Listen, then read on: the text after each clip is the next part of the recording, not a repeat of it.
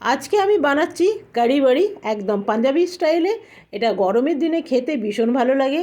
এর full video আমার চ্যানেলে আছে, আপনারা সেখানে গিয়ে অবশ্যই দেখে নেবেন। দেখে নিলে আরও ভালো করে আপনারা বুঝতে পারবেন। তো বেসন গুলি নিলাম, আর দইটা নিতে হবে একদম টক দই। আর ছোট্ট ছোট্ট বড়ির সাইজে আমি এর মধ্যে দিয়ে দিলাম। তবে এটা আপনারা বড়ও করতে পারেন, ছোটও করতে পারেন, তবে আমি ছোট ছোট বড়া বানিয়ে নিলাম।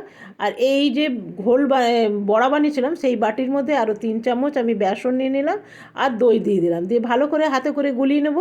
তো দেখুন এটা আমার গোলানো হয়ে গেল।